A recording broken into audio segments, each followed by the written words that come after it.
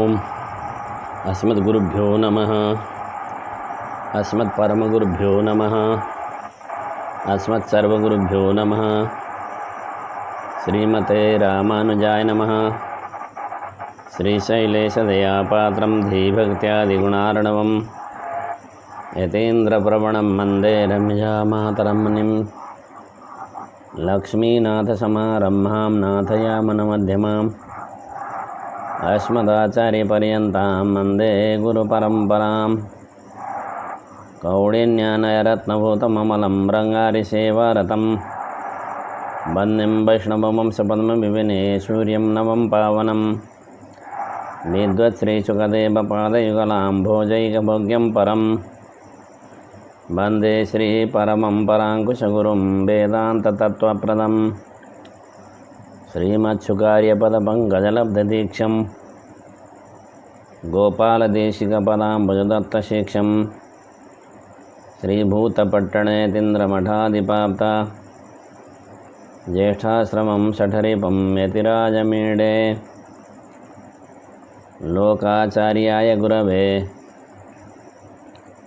कृष्णपादस्य सूनवे संसारभोगिसन्दष्ट जीवजीवातवे नमः। अखिलहेय प्रत्यनीक कल्याणैकतान श्वेतर समस्त वस्तु विलक्षणानंत ज्ञानानंदैक स्वरूप परब्रह्म परमात्मा परम पुरुषोत्तम भक्तवान स कल्पतरु तड़ित विनिंदक पीतांबरधारी अखिल जगत हृदय विभय लय लीला श्री भू नीला नायक श्रीमन्नारायण भगवान की दिव्य श्री चरणारविंद में साष्टांग दंडवत करते हुए श्रीमद् वेद मार्ग प्रतिष्ठापनाचार्यो भय वेदांत प्रवर्तकाचार्य समदमादि गुणगण समलंकृत आसेतु सीताचल पवित्र कीर्त कीर्तिमाला विभूषित स्वाचार्य चरण श्री जीयर स्वामी जी के श्री चरणारविंद में साष्टांग दंडवत करते हुए परात्पर निखिलेश परब्रह्म परमात्मा श्रीमन्नारायण भगवान की निर्हेतु की कृपा से जीवात्मा को मानव शरीर प्राप्त होता है। जिस समय में मानव शरीर प्राप्त हुआ हो उस समय में जीवात्मा को बहुत कुछ सुन लेना चाहिए, जान लेना चाहिए, अनुभव कर लेना चाहिए। इनमें से तत्वहित पुरुषार्थ अवश्य बताना चाहिए। तत्वहित पुरुषार्थ को बताने के लिए साक्षात लोकाचार्य स्वामी जी के रूप में अवतरित हुए भगवान ने ही तत्वत्रय के माध्यम से सरल तरीका से तत्वहित पुरुषार्थ को बोध कराया है। और कल के प्रसंग में अचित तत्व को यथासंभव आप लोग के सन्निधि में बताया गया। अब क्रम प्राप्त ईश्वर तत्व को बताना है।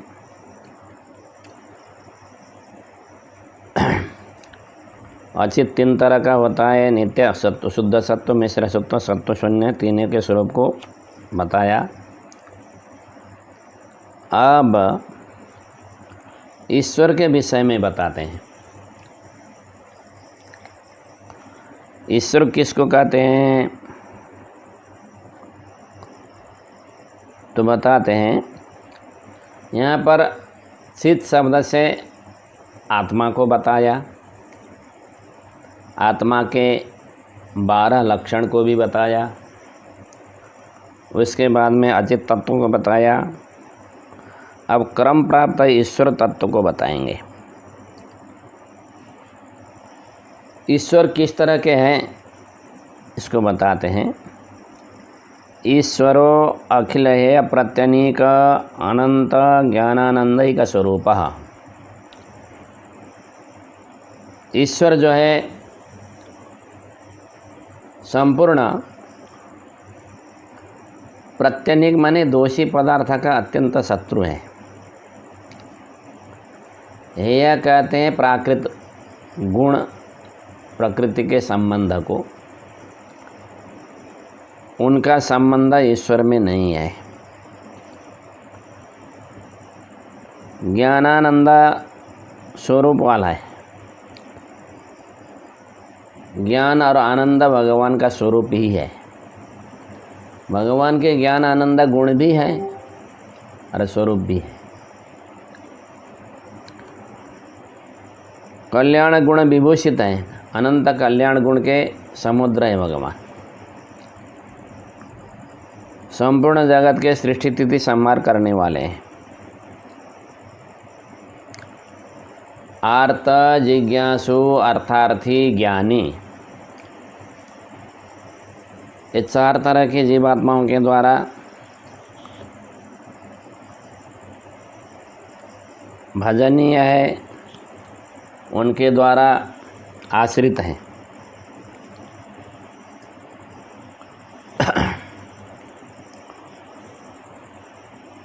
और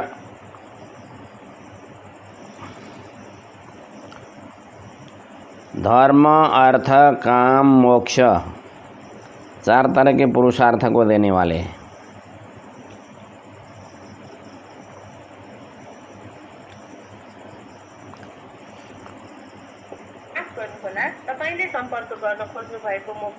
चार तरह के पुरुषार्थ को देते हैं भगवान। विलक्षण विग्रह है भगवान का। भगवान का शरीर कैसा है ऐसा बताया नहीं जा सकता। विलक्षण विग्रह से युक्त ऐसे जो भगवान हैं उनको ईश्वर कहते हैं।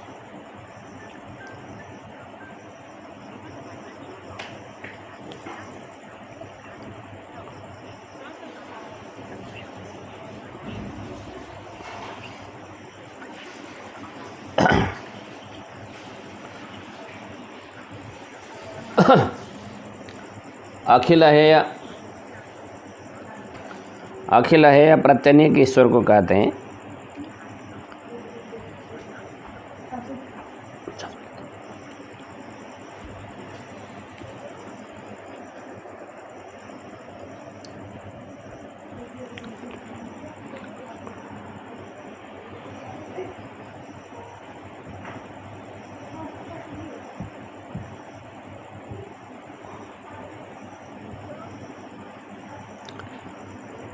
अखिल है प्रात्यनिकंतन ज्ञानानंद का स्वरूप है इति समस्त है प्रतिपट।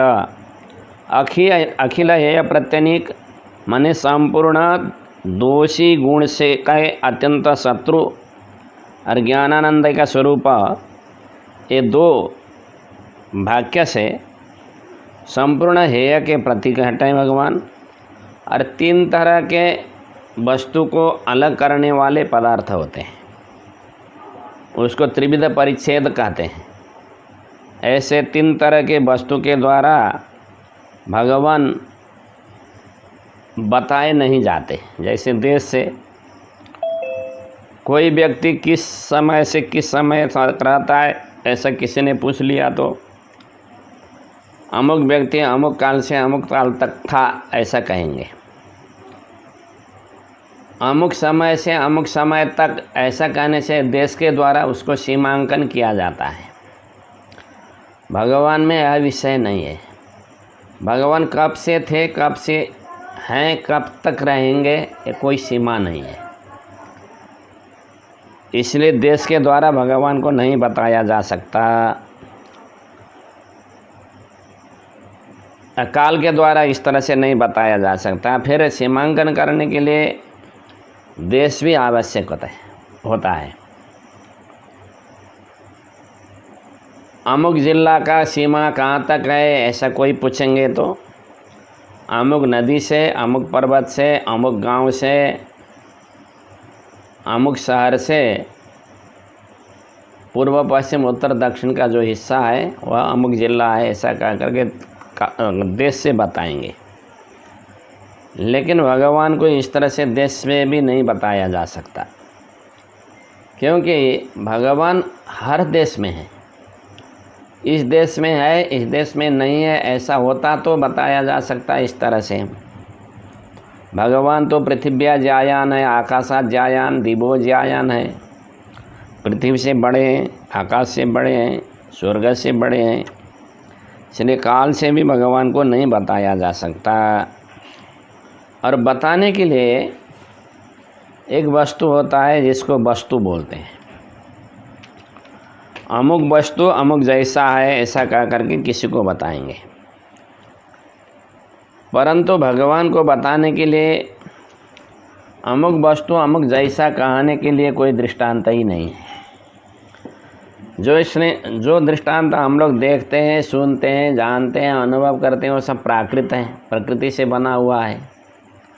प्रकृति से बना हुआ पदार्थों के दृष्टांत के रूप में हम बताएंगे, परंतु भगवान तो अप्राकृत है, इससे विलक्षण है, इसलिए हम लोग वस्तु के द्वारा भी भगवान को अलग नहीं कर सकते। इसको कहते हैं त्रिविध परिच्छेद रहिता। 3 तरह के अलग करने वाले वस्तु से भगवान अलग है। स्वयं प्रकाश है भगवान, फिर केवल सुख ही सुख है भगवान में, केवल सुख ही सुख भगवान का स्वरूप है। इसलिए वेद पुरुष भगवान के विषय में बताते हैं, सत्यम ज्ञानमनंतम ब्रह्म यो वेदनीतं गुहायां परमे व्योमन सोश्नुते सर्वान् कामान् स ब्रह्मणा विपश्चिता, ऐसा बताते हैं। सत्य स्वरूप, ज्ञान स्वरूप, अनंत है भगवान। विज्ञानम आनंदम ब्रह्म आनंदो ब्रह्मेति श्रूयते, आनंद स्वरूप है ब्रह्म। इस तरह के भगवान है। अखिल है प्रत्यनिक कल्याणैकता न श्वेतर वस्तु सा विलक्षण। अब भगवान के स्वरूप जहाँ पर बताया गया है वहाँ पर श्वेतर वस्तु विलक्षण ऐसा पद भी है, परंतु यहाँ पर क्यों नहीं बताया? उसको भी बताना चाहिए ना। श्वेतर वस्तु विलक्षण ऐसा क्यों नहीं बताया? तो ज्ञानानंद और अखिल प्रत्यनीक कहने से ही श्वेतर समस्त वस्तु विलक्षण स्वतः आ जाता है उसी के भीतर में, इसलिए उसको नहीं बताया।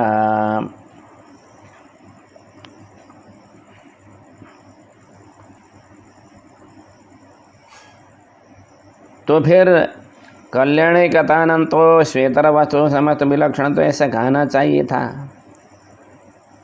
तो अखिल है प्रत्यनी का कल्याणैकतान कहने से वो आ जाता है, इसलिए उसको भी नहीं बताया। भगवान इस तरह के हैं, ऐसा पहला पद का अर्थ को बताया। अब दूसरा अर्थ बताते हैं, ज्ञान शक्ति आदि कल्याण गुण विभूषित। ज्ञान शक्ति आदि अनंत कल्याण गुण भगवान के पास में है।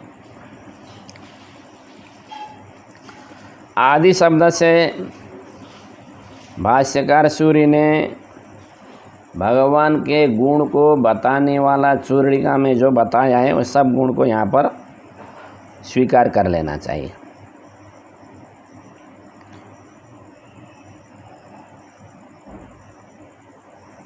गुण में कल्याण जो बताया, इसका मतलब क्यों अच्छे गुण क्यों बताया? तो इस शरण में आए गए जो भक्त है ना, उनके भोग्य है गुण, ऐसा बताने के लिए। गण शब्द से समूह को बताते हैं, ऐसे गुण भगवान के पास में समूह समूह है। इत्यादि गुण से अलंकृत है भगवान।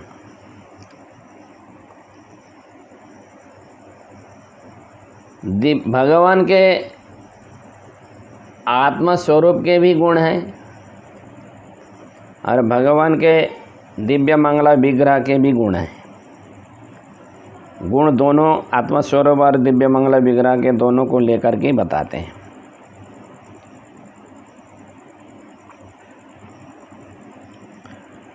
दिव्य मंगलावीर के पास में जो दिव्य आवरण आदि स्वरूप के साथ में रहने वाले गुण है, ये भगवान को औज्जल्य प्रदान करने वाले हैं।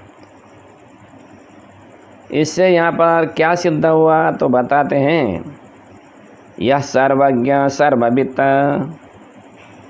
यस्य नाम मयं तपः परास्य शक्तिर्विविधैव श्रूयते स्वाभाविकी ज्ञानबलक्रिया च समस्त कल्याण गुणात्मकोशो इत्यादि वेदांत में जो भगवान को गुण स्वरूप बताया है, उनको स्मरण करने के लिए बताया है। जो भगवान सर्वज्ञ है, सर्वविद है, जिसका ज्ञानमय संकल्प है,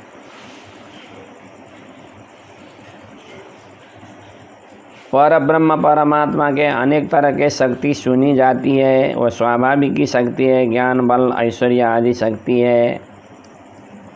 इस तरह से श्रुति भी भगवान को गुण सागर के रूप से ही बताती है। बिना गुण के भगवान नहीं है, ऐसा श्रुति भी बताती है। गुण के समुद्र भगवान है, ऐसा कहने से कोई भगवान के पास में गुण वाले नहीं है। भगवान के पास में कुछ गुण नहीं होते हैं, केवल चिन्मात्र ईश्वर है, ऐसा कहने वालों का मत थोड़ा दूर हट जाता है। वो संपूर्ण जगत के सृष्टि तिथि संहार करने वाले भी भगवान हैं। जगत शब्द से कार्य वस्तु को बोलते हैं, सकल शब्द से समष्टि व्यष्टि रूप से संपूर्ण जगत के सृष्टि तिथि संहार करने वाले भगवान ही हैं, ऐसा सिद्ध होता है। ब्रह्मांड को उत्पत्ति करके पंचीकरण करते हुए ब्रह्मांड की उत्पत्ति करने के बाद में ब्रह्मा जी को उत्पन्न कराना तक भगवान का समष्टि सृष्टि है। ब्रह्मा जी के उत्पत्ति के बाद में किए जाने वाली जो सृष्टि है वो व्यष्टि सृष्टि है। दोनों अवस्था में सृष्टि करने वाले भगवान ही है। सृष्टि को सर्ग कहते हैं। सर्ग का अर्थ होता है जन्म देना। संपूर्ण जीवात्मा को शरीर प्रदान करना, इसका अर्थ सृष्टि है। संपूर्ण जीवात्मा को भगवान शरीर प्रदान करते हैं। शरीर प्रदान करना भी भगवान का सद्वारक और अद्वारक है। किसी जीवात्मा के द्वारा किया तो उसको सद्वारक बोलते हैं, स्वयं भगवान ने किया तो उसको अद्वारक बोलते हैं। जन्म भी सद्वारक अद्वारक दो तरह से भगवान देते हैं। जीवात्माओं को निमित्त बना करके किसी के जन्म देंगे तो उसको सद्वारक सृष्टि बोलते हैं। जीवात्मा को निमित्त बिनाई स्वयं जो भगवान सृष्टि करते हैं उसको अद्वारक बोलते हैं। स्थिति कहते हैं रक्षा करना, पालन करना। रक्षा करना पालन करना एक ही बात है। भगवान पालन करते समय भीतर बाहर दोनों तरह से पालन करते हैं। बाहर से भी पालन करते हैं, भीतर में रह करके जीवात्मा के सत्ता को रक्षा करते हुए पालन करते हैं। बाहर से उसके अनिष्ट वैरियों को हटाते हुए पालन करते हैं।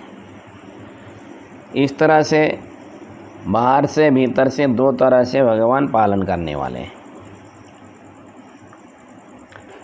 संहार कहते हैं समेट करके रख देना। जैसे एक यंत्र है आपके पास में, साइकिल है मान लीजिए, दृष्टांत के लीजिए। साइकिल के सब उपकरण को जोड़ दिया तो साइकिल के रूप में उसको चला सकते हैं, परंतु उसके उपकरण को अलग अलग कर दिया तो वो होते हुए भी चला नहीं सकते उसको। इसी तरह से सृष्टि के समय में जो भगवान जीवात्मा को इंद्रियां प्रदान करते हैं, मन बुद्धि प्रदान करते हैं, उसको भगवान अलग करके रख देते हैं संहार के समय में। यह भी दो तरह का है, सद्वारक अद्वारक। स्वयं भगवान संहार करते हैं तो उसको अद्वारक बोलते हैं। किसी जीवात्मा को निमित्त बना करके करते हैं तो सद्वारक बोलते हैं।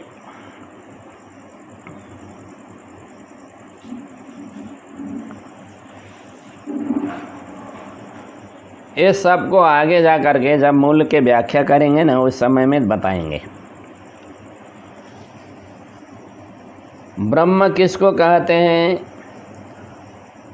तो ब्रह्म को बताने के लिए एक आख्यायिका को हम लोग को समझना चाहिए, कथा समझ लेनी चाहिए। वरुण जी के लड़का का नाम भृगु था। भृगु जी अपने पिताजी के पास में गए और कहने लगे, पिताजी मुझे ब्रह्म का उपदेश दे दीजिए। भृगु ने कहा, देखो मैं ब्रह्म का उपदेश तो नहीं दे सकता, परंतु ब्रह्म कैसा है ऐसा बता सकता हूँ। तो ब्रह्म कैसा है, क्या करता है, तो ब्रह्म के विषय में बताते हैं वरुण जी। यतो बा इमानि भूतानि जायन्ते येन जातानि जीवन्ति यं प्रयन्ति अभिसंविशन्ति तद्विजिज्ञासस्व तद्ब्रह्म इति, ऐसा बताते हैं। यतो बा मने जिसके द्वारा, जिससे, इमानि भूतानि जायन्ते संपूर्ण भूत प्राणियाँ जन्म लेती है, जिसके द्वारा जन्म ली हुई भूत प्राणी सब जीवन को प्राप्त करते हैं, और जिसमें संपूर्ण भूत प्राणी लय होकर के बैठने के लिए चले जाते हैं, और जिसके द्वारा जीवात्मा का मोक्ष भी प्राप्त होता है, वह ब्रह्म है, उसको जानो। तो मैं कैसे जानूं? तपस्या ब्रह्म बीजिज्ञासस्व तपो ब्रह्म इति, तपस्या से जानो। जाओ तपस्या करने के लिए, तपस्या करने के बाद में ब्रह्म को जान सकोगे, क्योंकि तपस्या से ही ब्रह्म प्राप्त होने वाला है। भृगु जी को बता दिया वरुण जी ने। तो भृगु ऋषि तपस्या में जा कर के अंत में ब्रह्म ज्ञान कर लेते हैं। इस आख्यायिका से, इस कथा से क्या हमको समझ में आया? संपूर्ण चराचर जगत के सृष्टि स्थिति संहार करने वाले जो भगवान हैं वही ब्रह्म है, ऐसा सिद्ध हुआ ना।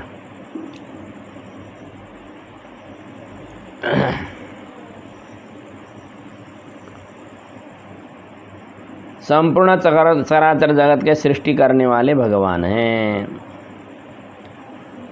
भगवान में अनंत कल्याण गुण है, और जगत के सृष्टि स्थिति संहार करना क्या है? ये भगवान का कार्य है, व्यापार है। भगवान में अनंत गुण है, गुण को भगवान प्रयोग में ला रहे हैं उसको। आर्तो जिज्ञासु अर्थार्थी ज्ञानी च भरतर्षभ, इस तरह से गीता में जिस विषय को बताया गया उसी अनुसार आर्त, अर्थार्थी, ज्ञानी, जिज्ञासु, ये चार तरह के भक्तों के द्वारा उपासना किए जाने वाले हैं, सेवा किए जाने वाले हैं भगवान। चार तरह के पुरुष भक्त भगवान का आश्रय कर लेते हैं। आर्त कहते हैं, यहाँ पर जो अर्थ पंचक आदि में आर्त प्रपन्न, दृप्त प्रपन्न बताया है ना, वह अर्थ नहीं है। यहाँ का अर्थ अलग है, क्योंकि शब्द एक ही हो परंतु प्रकरण से अर्थ अलग अलग हो जाता है। वहाँ का प्रसंग प्रपन्न का था, यहाँ का प्रसंग केवल भक्त को बताना है, इसका उद्देश्य। इसलिए आर्त शब्द का अर्थ यहाँ क्या है? पहले संपत्ति था, किसी कारण से संपत्ति नष्ट हुआ, इसलिए पहला जैसा ही संपत्ति प्राप्त करने के लिए भगवान को भजन करने वाला जो होता है उसको यहाँ पर अर्थ भक्त बताया है। अर्थार्थी जो है, पहले से ही संपत्ति नहीं था, जन्म दरिद्र था, रोडपति था, करोड़पति बनने के लिए भगवान की तपस्या कर रहा है, भगवान की आराधना कर रहा है, उसको अर्थार्थी बोलते हैं।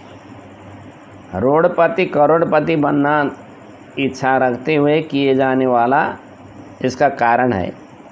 अर्थ को भी चाहिए संपत्ति ही, अर्थार्थी को भी चाहिए संपत्ति ही। ये भगवान के भजन में जाने का कारण अलग अलग है। उसका पहले संपत्ति था, संपत्ति नष्ट होने से दुखी होकर के भगवान के शरण में जा रहा है। अर्थार्थी जो है पहले से संपत्ति नहीं था, अपूर्व संपत्ति प्राप्त करने के लिए भगवान के शरण में जा रहा है। उनको दोनों ही को आवश्यक क्या है? संपत्ति है। इसलिए ये दोनों एक ही कोटि के हैं, केवल उनके भजन करने का प्रसंग अलग है। आर्त का संपत्ति नाश होने के कारण भजन कर रहा है, अर्थार्थी पहले से ही संपत्ति नहीं होने के कारण कर रहा है, परंतु उद्देश्य दोनों का एक ही है। और जिज्ञासु कहते हैं ज्ञान ही जिसका स्वरूप है, ऐसा कैवल्य आत्मा को प्राप्त करने के लिए भगवान के भजन करने वाला जो है उसको जिज्ञासु बोलते हैं। और जो ज्ञानी है, ज्ञानी ही सर्वोत्तम है।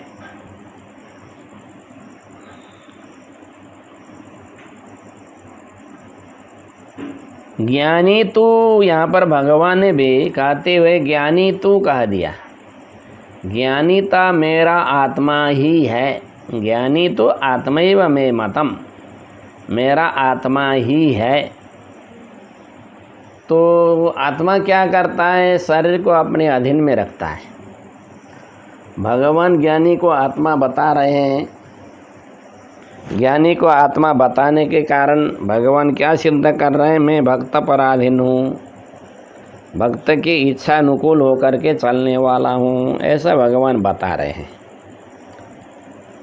जिस तरह से हमारा शरीर आत्मा के अधीन होता है ना, उसी तरह ज्ञानी को भगवान आत्मा स्थान में रख रहे हैं और स्वयं शरीर के स्थान में बैठ रहे हैं। तो आत्मा के अधीन में शरीर होता है, भक्त के अधीन भगवान हुए। और भक्त जिस तरह से इच्छा करते हैं उसी तरह से अब भगवान को फल देना पड़ता है। जब भगवान ने आत्मा मान लिया, ज्ञानी तो ज्ञानी विलक्षण है। ज्ञानी क्या करता है? वासुदेव सर्वम इति ऐसा मानता है, सारा मेरे वासुदेव ही है। धारक, पोषक, भोग्य, जो भी संसार के पदार्थ हैं सारे के सारे मेरे भगवान ही हैं। इस तरह से रहने वाला ज्ञानी होता है। चतुर्विधा मम जना भक्ता एव हिते श्रुता, मेरे 4 तरह के भक्त होते हैं, जन होते हैं, वे मेरे भक्त ही हैं। आर्ता, जिज्ञासु, अर्थार्थी, ज्ञानी, इनका अलग अलग पृथक पृथक नाम है, पृथक पृथक हेतु अलग है, परंतु भगवान के भजन करना सबके एक है।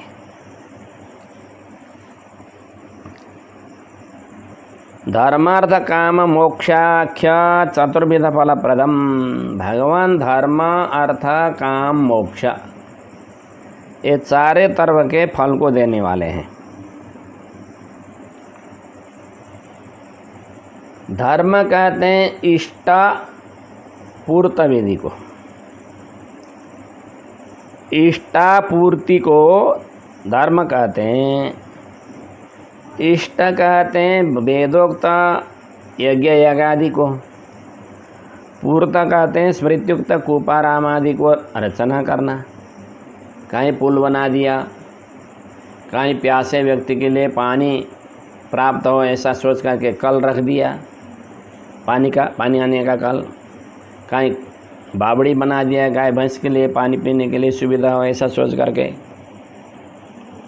कहीं धर्मशाला बना करके धर्मार्थ लगा दिया, इसको पूर्त विधि कहते हैं। कहीं बगीचा लगा लिया, अच्छे अच्छे पेड़ का बगीचा, फल फूल का, ये पूर्त विधि है।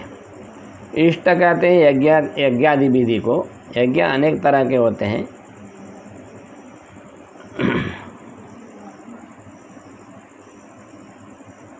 यथेष्ट यागादि पूर्त खातादि। इष्ट यागादि को बोलते हैं, पूर्त खातादि को बोलते हैं। अर्थ कहते हैं सुवर्ण रजत आदि।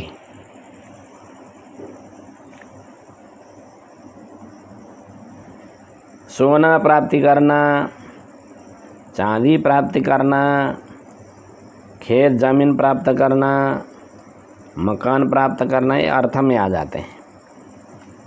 काम दो तरह का बताया गया है, ऐहिक पारलौकिक स्थिति, इस श्लोक का और स्वर्ग आदि लोक का। दो तरह का काम होता है। इस श्लोक में पारलोक में भोग्य पदार्थों को अनुभव करके सुख प्राप्त करना, इसको धर्म अर्थ काम हो गया ना। काम पुरुषार्थ मानते हैं इसको। अब मोक्ष, मोक्ष कहते हैं आत्मानुभव भगवत अनुभव। दो तरह का है। केवल आत्मा को ही अनुभव करने वाला मोक्ष प्राप्त करना, जिसको कैवल्य मोक्ष बोलते हैं, उसको प्राप्त करना एक मोक्ष है। एक भगवान को प्राप्त करके महाविश्वास के साथ में भगवान का अनुभव करते हुए रहना, इसको मोक्ष बोलते हैं।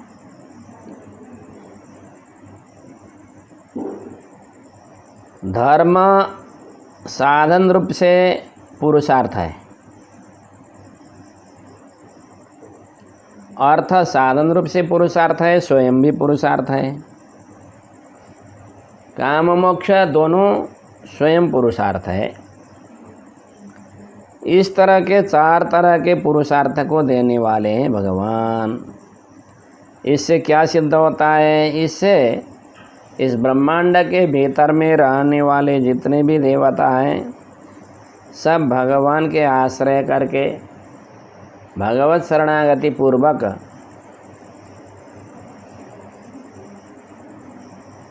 फल प्राप्त करने वाले हैं, ऐसा सिद्ध होता है। बड़े बड़े देवता भी भगवान के शरणागति करने से ही उनको फल मिलता है, नहीं तो उनको भी फल नहीं मिलता। देवेन्द्रास्त्रिभुवनम अर्थमेकपिंगः सर्वर्धृत्रिभुवनागाच्चकार्तवीर्यः वैदेह परमपदं प्रसाद्य विष्णुं संप्राप्त सकलफलप्रदो हि विष्णु। इंद्र ने भगवान को आराधना करके तीन लोक के ऐश्वर्य को प्राप्त किया। एक पिंग, एक आँख जिसका पीला वर्ण का है, ऐसे कुबेर जी ने भगवान के आराधना करके ही अर्थ मने संपत्ति के धनाध्यक्ष बन गए, संपत्ति के अधिप बन गए। सर्वर्धि त्रिभुवनाच, ये तीनों भुवन में जो संपत्ति है सब कार्तवीर्य ने प्राप्त किया भगवान के आराधना से। वैदेह जनकराज ने भगवान के आराधना से मोक्ष प्राप्त किया। इसलिए भगवत शरणागति से केवल एक पुरुषार्थ नहीं, जो पुरुषार्थ मांगे वही मिलता है। सकल फल प्रदो ही विष्णु, संपूर्ण फल देने वाले भगवान विष्णु है। और भगवान विलक्षण विग्रह से युक्त है। भगवान का शरीर अत्यंत विलक्षण है। किस तरह का विलक्षण है तो बताते हैं, नीलतो यद मध्यस्थात विद्युल्लेखे वस्वर इत्यादि में जो बताया है उस तरह के भगवान का विग्रह है। नील तोयद मध्यस्थात विद्युल्लेखे वस्वरा, नील मेघ के बीच में जब बिजली कड़कती है ना, तो जिस तरह की शोभा होती हो, उसी तरह से विग्रह से अत्यंत श्याम वर्ण के भगवान। और वहाँ से बिजली कड़कने जैसा भगवान के शरीर से तेज प्रकाशित होता है। श्याम विग्रह है भगवान का। वर्षा होने के लिए उद्यत हुआ जो मेघ होता है, जिस वर्ण का होता है, उसी तरह के वर्ण है भगवान। इसलिए भगवान को स्तुति करते समय मेघश्यामम बोलते हैं ना।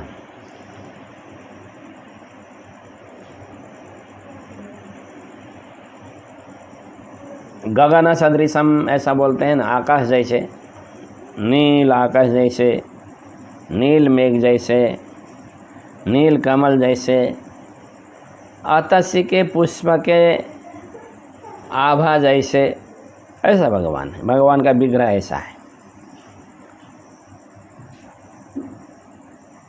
स्वाभिमतान रूपक रूपा चिंत्या दिव्याद्भुता, भगवान के लिए अत्यंत प्रिय है वो भगवान का विग्रह।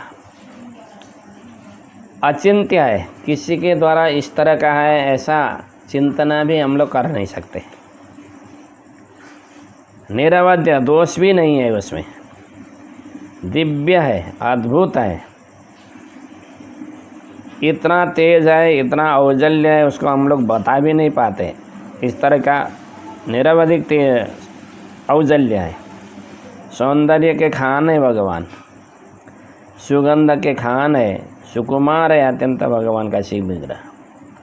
लावण्य है भगवान के शरीर में, यौवना आदि ऐसे गुण से परिपूर्ण भगवान का दिव्य विग्रह है।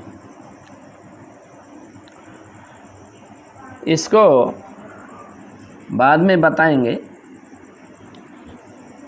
इसका जब प्रसंग आएगा ना विग्रह का, तो उस समय में विस्तृत रूप से बताएंगे।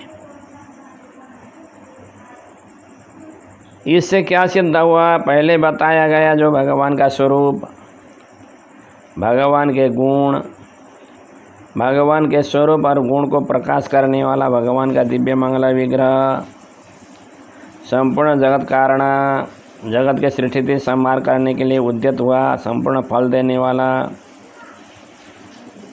इस तरह का भगवान का दिव्य विग्रह। इस तरह के भगवान ईश्वर हैं ऐसा बताते हैं।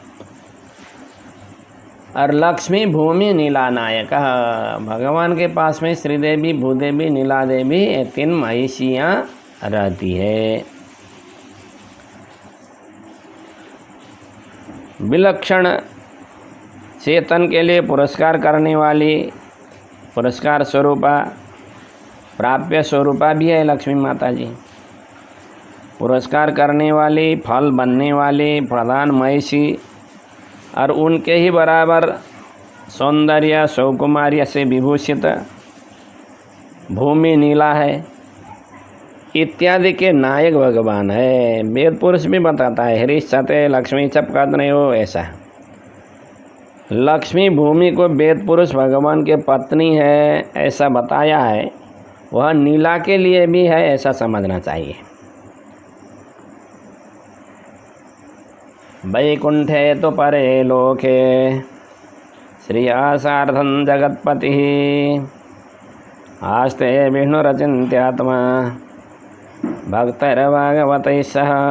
वैकुंठ नाम का जो भगवान का परम धाम है, उस परम धाम में लक्ष्मी के साथ में जगतपति भगवान विष्णु रहते हैं। उनका आत्मा, उनका मन कैसा है बताया नहीं जा सकता। भक्त और भागवत के साथ में रहते हैं भगवान।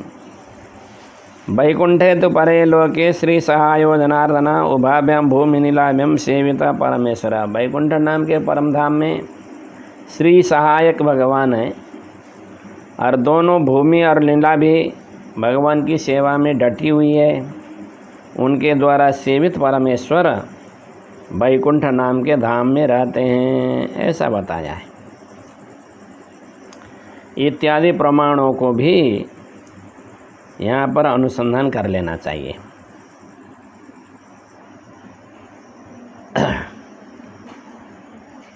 इस विषय को भाष्यकार सूर्य ने बहुत अच्छे ढंग से बताया है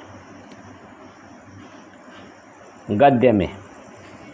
स्वाभिमत नित्य निरवध्य अनुरूप स्वरूप रूप गुण विभवैश्वर्य शीलादि अनवधिकातिशय असंख्येय कल्याण गुणगण श्री वल्लभ एवं भूत भूमि नीला नायक, ऐसा बताया है।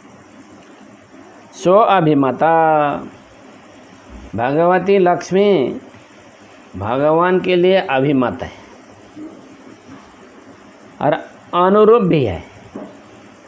अभिमत और अनुरूप ये दो शब्द से बहुत विलक्षण विषय को यहाँ पर प्रकट किया है।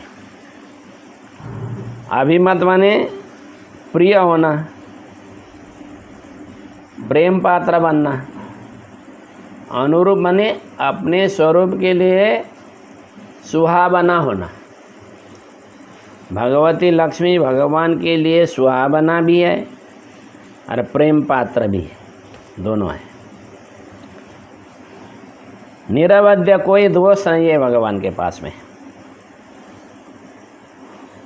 सुख स्वरूप है, भगवान का आत्मा स्वरूप भी सुख स्वरूप है और भगवान का विग्रह भी सुख स्वरूप है।